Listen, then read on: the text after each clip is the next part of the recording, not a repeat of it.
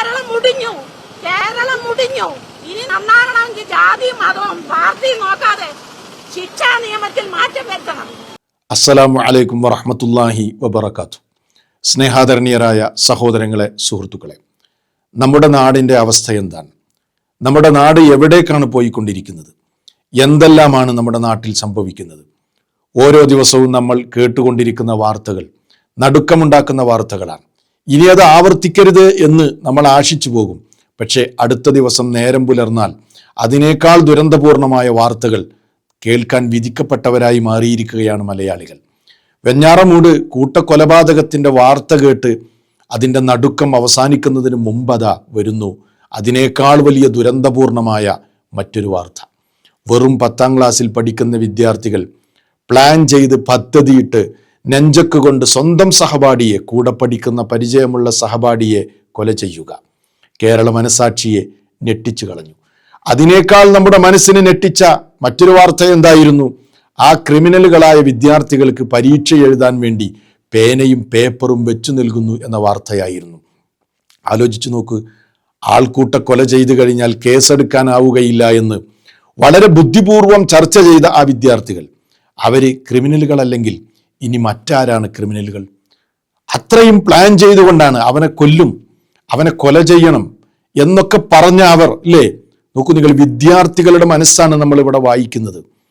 നിയമങ്ങളെക്കുറിച്ച് പോലും കൃത്യമായി മനസ്സിലാക്കിക്കൊണ്ടാണ് ഈ നിലക്കുള്ള കുറ്റകൃത്യങ്ങൾ വിദ്യാർത്ഥികൾ ചെയ്യുന്നത്.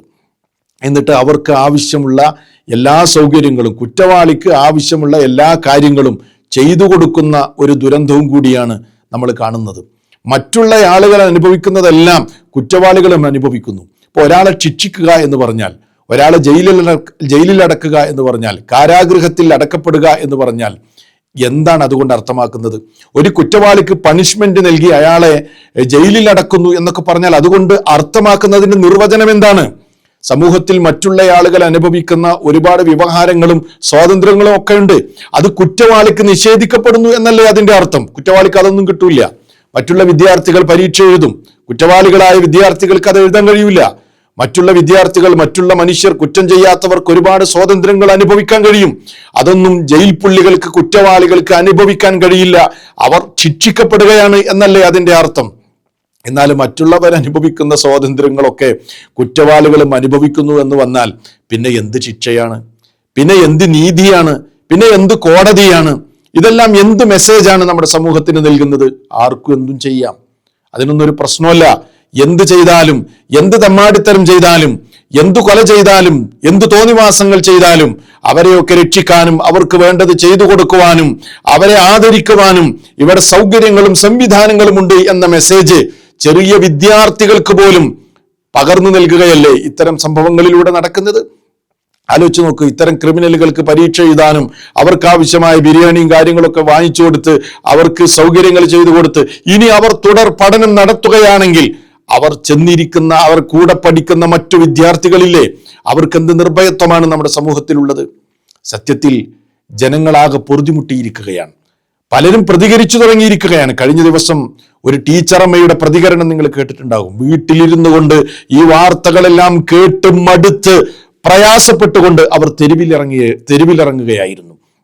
എന്നിട്ട് മീഡിയയോട് അവർ വിളിച്ചു പറഞ്ഞ ചില സംഗതികൾ ഉണ്ടായിരുന്നു. വൈകാരികമായുള്ള ഒരു പ്രതികരണം. അത് കേവലം ഒരു ടീച്ചറുടെ പ്രതികരണം മാത്രമല്ല, മറിച്ച് നമ്മുടെ കേരളത്തിലെ ഓരോ വീടകങ്ങളിലുമുള്ള ഉമ്മമാരുടെ വൈകാരികമായ പ്രതികരണമായിരുന്നു. അല്ലെ, ആ കുട്ടിയുടെ രക്ഷിതാക്കളുടെ മനോനില എന്തായിരിക്കും? അവരെത്രമാത്രം വേദനിച്ചിട്ടുണ്ടാവും? ആ ഒരു സ്വന്തം കുട്ടി നഷ്ടപ്പെട്ടാൽ ഉണ്ടാകുന്ന വേദന അത് കൃത്യമായി മനസ്സിലാക്കി അവരുടെ രക്ഷിതാക്കളുടെ ആ മാനസികാവസ്ഥയിലേക്ക് ഇറങ്ങിച്ചെന്നുകൊണ്ട് ആ ടീച്ചറമ്മയുടെ പ്രതികരണം വല്ലാത്തൊരു പ്രതികരണം തന്നെയായിരുന്നു. അത് നിങ്ങളൊന്ന് കേട്ടു നോക്കൂ. ഇത് ശരിയല്ല ചെയ്തത്. എന്റെ കുഞ്ഞാന്നെ സഹിക്കുവോ? എന്റെ കുഞ്ഞാന്നെ സഹിക്കുവോ? എനിക്ക് താമരശ്ശേരി പോകുമ്പോ ഞാൻ പോയത് താമരശ്ശേരി. ഒരു 10ാം ക്ലാസ് പഠിക്കുന്ന കുട്ടിയെ നശിപ്പിച്ചിട്ടേ എന്ത് മര്യാദയാണ് കാണിച്ചിരിക്കുന്നേ? എന്ത് മര്യാദ? ഇതൊന്നും സഹിക്കാൻ പറ്റുന്ന കാര്യമല്ല. ഒരിക്കലും ആ കുട്ടികളെ പരീക്ഷ എഴുതിക്കത്തെ ആ കുട്ടികളെ ശിക്ഷിക്കണം. മാതൃകാപരമായ ശിക്ഷ കൊടുത്തിരിക്കണം ആ കുട്ടികൾക്ക്. 15 ബാല നിയമങ്ങളെല്ലാം മാറ്റണം. ടീച്ചർമാർക്ക് നല്ല ഒന്നാമത് ചൂരവടി കൊടുക്കണം. ടീച്ചർമാരുടെ കൈ ചൂരവടി വേണം, അല്ലാതെ ഈ ലോകം നന്നാകാൻ പോകുന്നില്ല. അതെ, ഇവിടുത്തെ ടീച്ചർ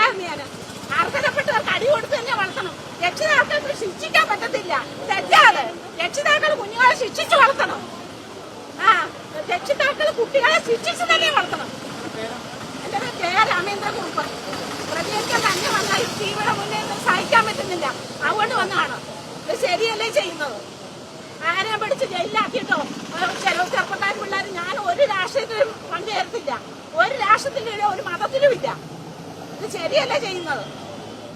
അത്രയാണ് എനിക്ക് പറയാൻ, വേറെ ഒന്നും എനിക്ക് പറയാനില്ല. കണ്ണീരാണ് കുട്ടി. എന്റെ കുട്ടിയാന്ന് ഞാൻ കരയൂലേ? എന്റെ കുട്ടിയാന്ന് ഞാൻ സമ്മതിക്കോ? അതുകൊണ്ട് ഞാൻ പ്രതികരിക്കാൻ വന്നതാണ്. ഇത് ശരിയല്ല. ഇത് ആ കുട്ടികൾക്ക് മാതൃകാപരമായ ശിക്ഷ കൊടുത്തെങ്കിലേ ഈ കേരളം നന്നാകത്തുള്ളൂ. ശരിക്കും ശിക്ഷാ നിയമത്തിൽ മാറ്റം വരുത്തണം. അത്രയുള്ള എനിക്ക് പറയാൻ. കേട്ടില്ലേ സഹോദരങ്ങളെ, അവര് പറഞ്ഞത് എത്ര കൃത്യമാണ്, വ്യക്തമാണ്. രക്ഷിതാക്കൾക്ക് ബോധവൽക്കരണം ആവശ്യമാണ്. അധ്യാപകർക്ക് ശിക്ഷിക്കാനുള്ള അവകാശം, അവരുടെ വടി തിരിച്ചു നൽകണം. ഇത് പലരും പ്രതികരിച്ചു തുടങ്ങി. അപ്പൊ ഇന്ന് കലാലയങ്ങളിൽ എന്ത് തോന്നിവാസങ്ങൾ കുട്ടികൾ ചെയ്താലും അധ്യാപകർക്ക് നോക്കി നിൽക്കാൻ മാത്രമേ കഴിയൂ. നിസ്സഹായരാണ്. രക്ഷിതാക്കൾ കുട്ടികളെ ശിക്ഷിച്ചുകൊണ്ട് തന്നെയാണ് വളർത്തേണ്ടത്. അതിനുള്ള അധികാരവും സാഹചര്യവും ഉണ്ടാകണം. അപ്പോഴേ നല്ലൊരു തലമുറ സൃഷ്ടിക്കപ്പെടുകയുള്ളൂ. പലപ്പോഴും കുട്ടികൾ ചെയ്യുന്ന പല കുറ്റകൃത്യങ്ങളുടെയും കാരണക്കാർ രക്ഷിതാക്കൾ തന്നെയാണ്. നേരിട്ടോ അല്ലാതെയോ കുറ്റകൃത്യങ്ങൾക്ക് പല രക്ഷിതാക്കളും പ്രോത്സാഹനം നൽകുന്നു. അതുകൊണ്ട് തന്നെയാണ് ഇങ്ങനെയുള്ള ക്രിമിനലുകൾ ഉണ്ടാകുന്നത്. പലപ്പോഴും ചില കുടുംബ പശ്ചാത്തലങ്ങൾ, ചില വീടിന്റെ പശ്ചാത്തലം, ഗാർഹിക അന്തരീക്ഷം കുട്ടികളെ ക്രിമിനലുകളാക്കുന്നു. രക്ഷിതാക്കളുടെ സ്വഭാവവും അവരുടെ ശൈലിയും അവരുടെ സ്വഭാവങ്ങളും ഒക്കെ കുട്ടികൾ അനുകരിച്ചുകൊണ്ട് പലപ്പോഴും ഇത്തരം പശ്ചാത്തലങ്ങളിലേക്ക് കുട്ടികൾ പോകാറുണ്ട്. അതുപോലെ തന്നെ കുട്ടികൾക്ക് ശരിയായ ശിക്ഷണം നൽകാതെ അവരെ കയറൂരി വിടുക, എന്നിട്ട് അവർ ചെന്നുവിടുന്ന കൂട്ടുകെട്ട് സാഹചര്യങ്ങളൊക്കെ അവരെ കുറ്റവാളികളാക്കി മാറ്റുന്നുണ്ട്. പലപ്പോഴും നിങ്ങൾ പരിശോധിച്ചു നോക്കൂ, ഇതുപോലെയുള്ള കുറ്റകൃത്യങ്ങൾ ചെയ്യുന്ന കുട്ടികളുടെ വീട്, അവരുടെ രക്ഷിതാക്കൾ, അവരുടെ കുടുംബ സാഹചര്യം ഒക്കെ പരിശോധിച്ചാൽ ഇതിന് വലിയ നിലക്കുള്ള സ്വാധീനമുണ്ടാകുമെന്ന കാര്യം നമുക്ക് മനസ്സിലാക്കാൻ കഴിയുന്ന കാര്യമാണ്. അപ്പൊ അവര് പറഞ്ഞത് വളരെ കൃത്യമാണ്. ഈ നിലക്കുള്ള ചിന്തയും ബോധവൽക്കരണവും നമ്മുടെ നാട്ടിൽ എല്ലാ നിലക്കുള്ള സംഘടനകളും എല്ലാം രക്ഷിതാക്കൾക്കും മറ്റുമൊക്കെ നൽകി നമ്മുടെ സമൂഹത്തെ രക്ഷപ്പെടുത്തേണ്ട വളരെ അപകടകരമായ ഒരു അവസ്ഥയിലൂടെയാണ് നമ്മൾ പോയിക്കൊണ്ടിരിക്കുന്നത്. അവര് പറഞ്ഞ മറ്റൊരു പ്രധാനപ്പെട്ട കാര്യം കൂടെ ഉണ്ടായിരുന്നു. അതൊന്ന് കേട്ടു നോക്കൂ. കേരളം മുടിഞ്ഞു. ഇനി നന്നാകണമെങ്കിൽ ജാതിയും മതവും പാർട്ടിയും നോക്കാതെ ശിക്ഷാ നിയമത്തിൽ മാറ്റം വരുത്തണം. ശിക്ഷാ നിയമത്തിൽ മാറ്റം വരുത്തിയില്ലെങ്കിൽ മുടിഞ്ഞു കേരളം. ഇത് ശരിയല്ല. എന്റെ മോനാന്ന് ഞാൻ സഹിക്കൂല. എന്റെ മോനാന്ന് ഞാൻ സഹിക്കൂല. ഞാൻ ഇവിടുത്തെ ടീച്ചറായിരുന്നു. ഞാൻ ഇവിടുത്തെ പെൻഷൻ പറ്റിയ ടീച്ചറാ. ഞാൻ പ്രതികരിക്കാൻ തന്നെ വന്നതാണ്. എനിക്ക് സഹിക്കുന്നില്ല. ടിവിയുടെ മുന്നേ ഇരുന്നിട്ട് എന്തുവാ ടി വി കാണുന്ന മുഴുവനും? എന്തൊരു സങ്കടമാ കാണുന്നേ. ടീച്ചർമാരെ ശരിയായ രീതിയിൽ പരിശീലിപ്പിക്കുക, രക്ഷിതാക്കളെ ശരിയായ രീതിയിൽ കൗൺസിലിംഗ് കൊടുക്കുക, ശിക്ഷാ നിയമത്തിൽ മാറ്റം വരുത്തുക. ഗൾഫിലൊക്കെ നടത്തുന്നവരാണ് ശിക്ഷ ഇവിടെ വരണം. എന്നാലും അതെ കൈ വെട്ടണം, കാല് വെട്ടണം, അല്ല ഒക്കത്തില്ല ഇവിടെ. എന്താണ് അവർ പറഞ്ഞത്? ശിക്ഷാ നിയമത്തിൽ മാറ്റമുണ്ടാകണമെന്ന്. വളരെ പ്രസക്തമാണത്. പക്ഷെ ഇന്ന് നടക്കുന്നത് എന്താണ്? ഇന്ന് നടക്കുന്നത് കുറ്റവാളിയിൽ കാരുണ്യവർഷം നടത്തുകയാണ്. കുറ്റവാളിക്ക് വേണ്ടതൊക്കെ ചെയ്തു കൊടുക്കുകയാണ്. ക്രിമിനലുകളുടെ ആവശ്യങ്ങളൊക്കെ നടക്കുകയാണ്, അല്ലേ? അവർക്ക് ജയിലിൽ സുഖവാസമാണ്, ഇഷ്ടമുള്ള ഭക്ഷണം കഴിക്കുന്നു, എല്ലാം. ഒരു നിശ്ചിത കാലത്തെ ശിക്ഷ കഴിഞ്ഞാൽ അവർ സുഖമായി ഇറങ്ങിപ്പോരുന്നു. വീണ്ടും ഇതുപോലെയുള്ള തോന്നിവാസങ്ങൾ ആവർത്തിക്കുന്നു. ഇതല്ലേ ഇന്ന് നടന്നുകൊണ്ടിരിക്കുന്നത്?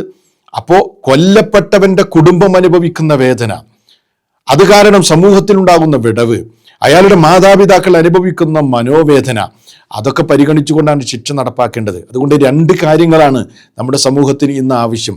കുറ്റകൃത്യങ്ങൾ ഇല്ലാതാക്കാനുള്ള സാഹചര്യങ്ങൾ സൃഷ്ടിക്കപ്പെടുകയാണ് ആദ്യം വേണ്ടത്. എന്നിട്ട് കുറ്റകൃത്യം ചെയ്യുന്നവന് കടുത്ത ശിക്ഷയാണ് നൽകേണ്ടത്. അപ്പോഴേ സമൂഹത്തിൽ സമാധാനം ഉണ്ടാവുള്ളൂ. അതാണ് അവർ പറഞ്ഞത്. ഇസ്ലാമിലെ ശിക്ഷാരീതി, ഗൾഫ് രാജ്യങ്ങളിലൊക്കെ നടക്കുന്ന ശിക്ഷാരീതികൾ നമ്മുടെ നാട്ടിലും നടക്കണമെന്ന്. പലരും ഇസ്ലാമിന്റെ ശിക്ഷാരീതികളെയൊക്കെ പരിഹസിക്കാറുണ്ട്. പക്ഷെ ഇന്ന് പലർക്കും തോന്നിത്തുടങ്ങി ഇസ്ലാം ലോകത്തിന്റെ മുമ്പിൽ അവതരിപ്പിക്കുന്ന ശിക്ഷാ നിയമങ്ങൾ നടപ്പിലാക്കുമ്പോഴാണ് സമൂഹത്തിൽ സമാധാനവും സുരക്ഷയുമുള്ളത് എന്ന് ഇന്ന് തോന്നിത്തുടങ്ങിയിരിക്കുകയാണ്. അതാണ് അവർ പറഞ്ഞതിൽ ഏറ്റവും പ്രസക്തമായ കാര്യം. കൃത്യമായിട്ടാണ് ഇസ്ലാം പറഞ്ഞത്. നോക്കൂ നിങ്ങൾ, വിശുദ്ധ ഖുർആനിലെ 2-ാം അധ്യായം സൂറത്തുൽ ബഖറയിലെ 178-ാമത്തെ വചനം. എത്ര മനോഹരമാണ് ആ നിയമം. യാ അയ്യുഹല്ലദീന ആമനു കുതിബ അലൈക്കുമുൽ ഖിസാസു ഫിൽ ഖത്ല അൽ ഹുറു ബിൽ ഹുരി വൽ അബ്ദു ബിൽ അബ്ദി വൽ ഉൻസാ ബിൽ ഉൻസാ.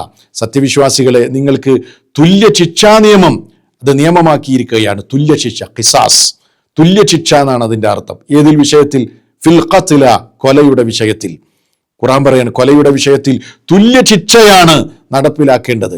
അതെങ്ങനെയാണ്? അൽ ഹുറു ബിൽ ഹുരി, സ്വതന്ത്രന് പകരം സ്വതന്ത്രനെയും, വൽ അബ്ദു ബിൽ അബ്ദി, അടിമക്ക് പകരം അടിമയെയും, വൽ ഉൻസാ ബിൽ ഉൻസാ, സ്ത്രീക്ക് പകരം സ്ത്രീയെയും. ഇങ്ങനെ തുല്യ ശിക്ഷയാണ് നടപ്പിൽ വരുത്തേണ്ടത്.